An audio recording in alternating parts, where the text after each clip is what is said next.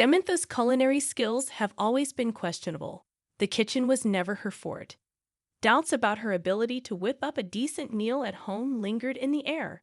Suddenly, all the cold stares in the room turned towards me, observing my reaction. In response, Bob, feeling even more confident, began to boast loudly. Man, my wife's cooking is terrible, huh? When did you taste my cooking? Aren't your meals always at your mistress's place? I couldn't hold back and raised my voice, exposing Bob's infidelity. It's no lie. I have evidence right here. I pointed to the documents held by my father-in-law. My name is Samantha Waters, 35 years old. I've always been intimidated by the assertiveness some men have, finding it scary. I've had very few romantic relationships and hardly dated. By the time I reached what they call middle age, my parents became concerned and suggested arranged dates. At first, I refused, but with few opportunities to meet men and my parents pushing, I felt the pressure to marry and went on several arranged dates, one of them being with Bob. Bob was a kind, responsible man and an elite employee at a top-tier company. Though big in height and build, he wasn't intimidating, and talks of marriage went smoothly. I met Bob's parents, who run a traditional cooking school, and his father, a renowned master in the field. Despite his serious demeanor, he made me stand a little straighter every time I met him. On the other hand, my mother-in-law was soft-spoken with a kind face brightened by dimples when she smiled. Bob and I decided to get married, and my parents were over the moon, saying I had hit the jackpot. A condition of our marriage was for me to become a housewife. I quit my administrative job at an electronics company, and even then, colleagues teased me about marrying up. Looking back, that might have been the peak of my happiness. Bob informed me that he was swamped at work and might not be able to come home often. He asked for my patience, wanting to achieve certain milestones in his current job before quitting and helping with the family business. I admired his commitment and decided to support him. Years into our marriage, Bob rarely came home. I knew he would be busy, but I didn't expect this. Most nights, I'd be alone in the living room of our apartment, generously provided by Bob's parents, waiting for him. Guess he's not coming home tonight. I had only cooked for Bob a few times since we got married. He hardly ever came home, and when he did, it was very late. He often went on business trips, sometimes leaving home for days. Despite coming home late, he'd be up and out extremely early, leaving without even having breakfast. One morning, as Bob was getting ready, I asked him why he didn't eat at home. "Bob, I wish you'd have a proper meal," I said, but he didn't even look at me. As he fixed his tie, he replied, "It's fine. Work's just really busy right now. Don't worry about it, Samantha." With that, Bob immediately left the house. Even on weekends, he was at work from early morning until late at night. Regardless of whether it was Saturday, Sunday, or a holiday, he was often away on business trips. At first, I thought maybe Bob was trying to give me space, avoiding being at home too much, or perhaps he was embarrassed. I even thought such sweet things at one point. When he's out this much, it feels like I'm living alone. Bob has very few belongings, only the bare essentials. Naturally, we don't converse much, so I don't know Bob's hobbies, his favorite foods, or what he dislikes. Did I do something wrong? I pondered that as well. I talked to my parents about it, but they just said something like, "Men being busy with work is just right," and didn't take my concern seriously. Even my few friends said it's better if the husband is out earning and not home, even saying they envy me. They too don't seem concerned about my feelings. While Bob handles the finances and always provides enough for our monthly expenses, this very lack of financial insecurity makes me worry more. I keep blaming myself, thinking I might have done something to upset him. I wonder if I'm lacking as a wife. I clean thoroughly, and I've been learning to cook, trying to make delicious meals every day in the limited time Bob is home. When he sees my anxious face, he tries to reassure me, "Samantha, you're doing just fine." I forced myself to believe this is just how some couples are. But recently, my father-in-law scolded me. I received a call from him at the end of the year. Getting a call from my father-in-law is rare. So I was taken aback when he suddenly yelled at me, making me drop the phone. Samantha, what on earth are you thinking? Did something happen? Don't play dumb. Why aren't you attending the family gatherings? Every single year, it was news to me that there were family gatherings. I had talked to Bob about New Year greetings before, and he told me that every New Year's Day, the students from the cooking school come to greet his parents, so the family doesn't gather. Moreover, he said if the family did gather, there'd be too many people, making things unmanageable. Usually, only Bob goes to his parents' home with New Year's gifts. First of all, if you aren't attending this year's gathering, shouldn't you apologize for not being able to? His stern voice made me freeze. It's a New Year's tradition for me to stay home while only Bob goes to his parents. I've been very careful with the New Year's gifts and greeting cards, trying to be as courteous as possible. I did suggest to Bob that maybe I should call, but he always said his parents were super busy around the New Year, and I assumed it was because his father was a renowned cooking teacher. I was also a bit scared of meeting my strict father-in-law. According to him, the family gathers on January 1st for a New Year's party, and the students start visiting from January 2nd. I could only apologize over the phone. My father-in-law just criticized me, then hung up. After the call, my mind was filled with questions. What did Bob mean by Samantha? You don't need to come. Why did he lie about there being no family gathering? Did Bob really not want me to attend that much? That night, around midnight, Bob came home. I felt this was the only chance, so I braced myself and asked Bob about the New Year's gathering. I got a call from your dad today. He was upset that I'm not attending the New Year's gathering. Bob sighed heavily and replied with an irritated tone. You know how it feels to be at a place with so many people. Plus, many wives don't like going to their husband's family home, right? That's why I was trying to be considerate. I was shocked that Bob misunderstood kindness. Sure, many might dislike visiting their spouse's family. I've heard my friends complain about it, but to never go even once, that's a bit much, isn't it? Bob was reluctant, but I insisted on attending the gathering. The Waters family's New Year's party was a grand affair, with a lot of relatives gathered, exchanging greetings. At last, you showed up. It's only natural for family to attend such events.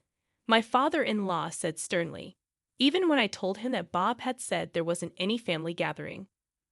My father-in-law remained furious, accusing me of avoiding them because I didn't want to see them. Unable to respond to his anger, I gave up on arguing. The rest of the family also gave me cold looks. I expected that and decided to endure. What I couldn't stand, however, was that Bob didn't come to my aid at all. Instead, he just quietly drank his beer. As the night progressed and drinks flowed, people started coming over to me with complaints. I've never seen you do any housework. That's all Bob ever talks about, one said. In my mind, I whispered, it's because Bob hardly ever comes home. You probably don't cook often, and when you do, it's not even tasty. That's why he always ends up eating out. Another chimed in with words that were unfamiliar to me. What had Bob been telling them? I couldn't understand why he belittled me like that. I'm sorry. I'll be careful from now on, I said, sincerely apologizing to everyone. I helped out in the kitchen, serving drinks, feeling like I was walking on eggshells. I barely managed to greet all the relatives and students before heading home, completely drained. Bob said he was going to head straight to work from his parents' house. So, like in the morning, he was on his own in the evening. Looking back, a lot of things seemed odd. Why did Bob say there wasn't any family gathering? Now there's talk that I'm that wife who doesn't do any chores. Could there be a connection between Bob not coming home and these rumors? Once something piqued my interest, I couldn't let it go. Luckily, I had plenty of time, so I decided to follow Bob and see what he was up to. It's what you often hear detectives on TV call tail surveillance or simply tailing. In the morning, I discreetly followed Bob when he left. I knew where Bob's company was, so I had no trouble tailing him there. It felt a bit exciting, like I was playing detective. It felt more fulfilling than just spending a day at home. I killed time at cafes and diners near his workplace and followed him when he left. That day, he didn't do anything suspicious and returned to the office in the evening. I kept an eye on him from a cafe with a view of his office, and around 7 o'clock p.m., Bob came out. Was he leaving work early today? If he headed straight home, he would find out I wasn't there. I rushed home, managed to get home before Bob, and hurriedly made dinner, waiting for him. But Bob didn't come home until after midnight. I felt something was off, so I decided to tail him again the next day. Bob's routine was the same from morning till evening. He'd go to the office, leave for a bit, and return in the evening. The real question was what he did afterward. As I kept an eye on him from a different diner around 6 o'clock p.m., Bob left his office. Today, I decided to tail him directly. Instead of heading towards the station for home, Bob started walking in a different direction. I hesitated for a moment. Bob was headed towards a downtown area lined with motels, much like Las Vegas's red light district. I mustered the courage to follow but lost him as I was looking around. Suddenly, Bob appeared before me, and both of us were startled, just staring at each other. Bob was the first to speak. "Samantha, what are you doing here?" Caught off guard, I stuttered. "Why are you here, of all places? What have you been up to during the day?" I was taken aback. Bob was the suspicious one, not me, yet he was acting like I was up to no good. "First off, get back home. We'll talk." Being scolded by Bob in such a public place was too embarrassing, so I practically ran back home. The moment Bob got home late that night, he confronted me with something unbelievable. "You think just because you're bored at home, you can follow your husband around. Why the hell should I have to support someone like you?" I tried to defend myself, albeit weakly. "I do take care of the house. Just because you do a little cleaning, don't say you're handling the chores from now on. You've got a budget of $100 for the month." I was speechless. How am I supposed to live on just $100? The water and electricity bills are automatically deducted from my account, and I bet my food isn't costing you much, Bob said with a nasty smirk. "At least let me work part-time then." Looking down on me, Bob sneered. "No way, you work full-time just like me, and don't even think about skimping on the housework." No matter how much I tried to argue, Bob's mind was made up. In the end, I had to return to my previous job at an electronics company. Now I was stuck doing all the housework on top of a full-time job, and my life suddenly became incredibly hectic. I had no time for my detective hobby anymore. I was swamped with work and chores. Ever since that day, Bob had been constantly berating me, nitpicking about the housework. Every morning, in the brief moment we crossed paths, he'd find something to complain about. "The windows are dirty, there's dust in the hallway, you didn't iron my shirt." Because I worked too, I had to handle these chores at night. Before I knew it, it was the end of the year, and the New Year's gathering was approaching. Bob, as always, said I shouldn't attend. "You should stay home. No need to join the gathering." I figured it was pointless to argue, so I kept silent as Bob left, and he threw a parting shot. "You're an embarrassment. I wouldn't want you in front of our relatives." His cruel words stunned me. How could Bob say something like that? I work from morning till night and handle all the housework. How could he be so harsh? Regardless, I decided to attend the New Year's gathering without telling Bob. I had to let my in-laws, Mr. and Mrs. Waters, see the real Bob, tightly gripping the thick envelope I had just received. I headed to the Waters house for the New Year's gathering. I took a deep breath and opened the door. At the New Year's gathering, when I suddenly showed up, Bob looked shocked. Probably because he didn't want to make a scene in front of everyone, he just glared at me without saying a word. His relatives' gazes towards me were as cold as ever. They were all whispering, condemning me. I'm sure they've all just been fooled by my husband. I didn't let it bother me, enduring their cold stares. I was in the kitchen, preparing the food and drinks. After a while, maybe because the alcohol started to hit him, Bob began to loudly criticize me. "Samantha can't even be useful in the kitchen. She doesn't even serve decent food at home." Everyone's icy stares turned to me all at once. Seeing that, Bob became even more arrogant, shouting out loud, "Man, my wife's cooking sucks." I caught the stern look of my father-in-law. "What the hell is going on here? What have you been doing, Samantha? Maybe you're not suitable to be Bob's wife." With my father-in-law raising his voice, everyone's attention was on me. The moment everyone thought I was going to get a lecture, I stood up to Bob and began to counter-argue. "Excuse me, have you ever tasted my cooking? Aren't you always at your mistress's place?" What caught my father-in-law off guard? His mouth was agape. "What the heck are you talking about?" While everyone was in shock, only Bob tried to desperately make excuses. "Come on, Samantha. Just because people are talking bad about you doesn't mean you should spread such lies." Turning to my father-in-law, Bob started to defend himself. "Dad, I don't have a mistress, I swear." My father-in-law seemed to want to believe Bob. He nodded in agreement to Bob's words over mine, thinking he had regained my father-in-law's trust. Bob puffed up his chest and started to shoot back, always saying crazy stuff. "There's something really wrong with you." It wasn't just a spur-of-the-moment claim that Bob had a mistress. I pulled an envelope from my bag, showing the documents inside to my in-laws.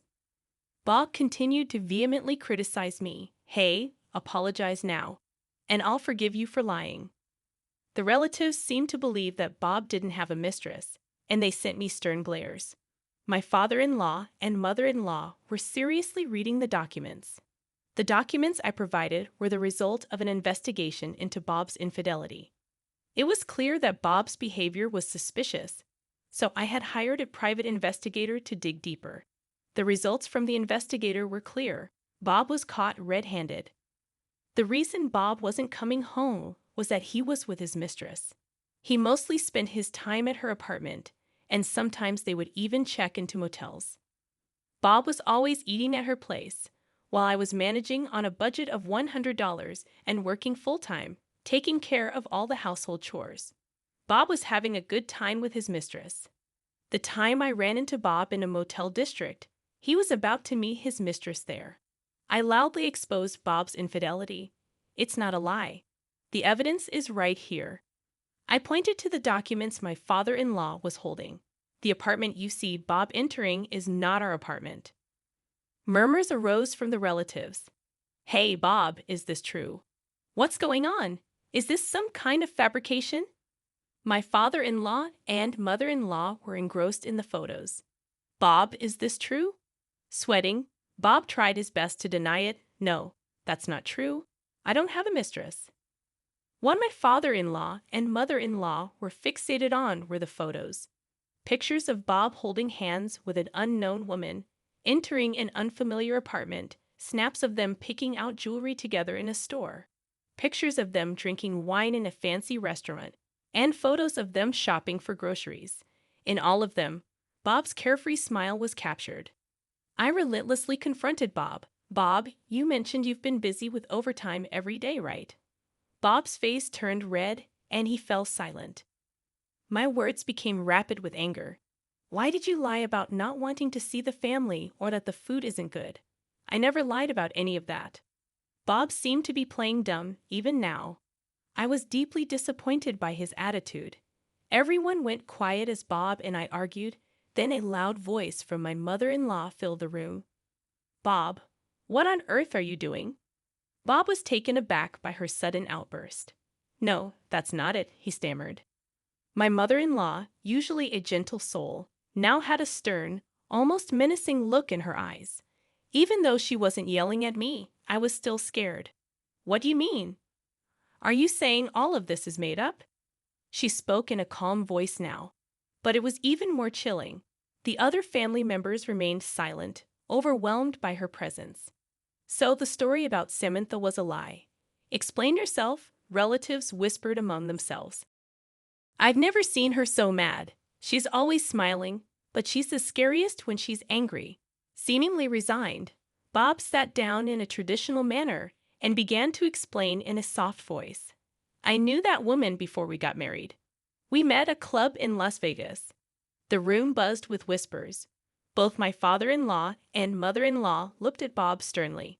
With this strict family, I thought they'd never accept me marrying a woman from Vegas. It seemed like Bob might be crying as wet spots appeared on the floor. So I thought of marrying any suitable woman and then live with her. So that suitable woman is me, huh? I'm sorry. You said you weren't interested in marriage. I thought if I just provided money, everything would work out. A question popped into my mind. Then why did you badmouth me to my in-laws? Had it not been for those rumors, I wouldn't have been so suspicious. I wanted her to be my real wife. I despised living with Samantha, whom I didn't even love. So I wanted to divorce you somehow. Do you realize how selfish you sound, Bob? Bob seemed to shrink even further. I'm sorry. I've always been told I wouldn't be a real man unless I got married, so I thought I had to get married at any cost. I believed that once I was divorced, no one would bother me about remarrying. Bob assumed that once divorced, his parents wouldn't interfere with his remarriage so he could then focus on his affair. All he needed was an excuse for the divorce. He had to make it seem like it was my fault, not his. That's why he tarnished my reputation. The reason for setting the living expenses at $100 was that he didn't want me to find out about his infidelity. He figured if he only gave me $100, I wouldn't be able to investigate, and if I worked full-time, I probably wouldn't have the time to look into it. It seems he never thought of using a private investigator.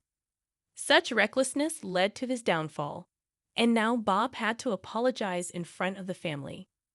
You knew an affair was the one thing you shouldn't have done, right? You even betrayed Samantha, who has done so much for you. Veins were bulging on his mother-in-law's forehead. Her anger seemed endless. Bob was shedding tears and snot, and his mother-in-law continued holding my hand, apologizing. Samantha, I'm so sorry for what Bob did. You can divorce him if you want. We won't blame you. With tears in her eyes, his mother-in-law continued holding my hand. We were so deceived by Bob. We're so sorry for shouting at you for no reason, Samantha. I'd always thought his father-in-law was a silent and stubborn man, but he was quick to admit his mistakes and apologize. He's a good person, and I realized this family runs smoothly thanks to his mother-in-law. They're such good parents. I wonder why Bob became so deceitful and disrespectful. I reconciled with my in-laws, and shortly after my divorce with Bob was finalized, the divorce went just as Bob wanted. After being disowned by his family due to the affair, it seems Bob lost his backing from a prominent family. I heard he's been demoted at work and is now in a less significant position. His income decreased significantly, and his mistress got tired of him and left. I got this info from Bob's mother-in-law from the Waters family. I received more than twice the usual amount.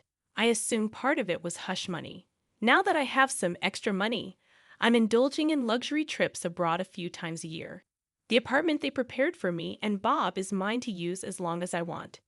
Bob was hardly ever there, so I'm living freely without any memories of him.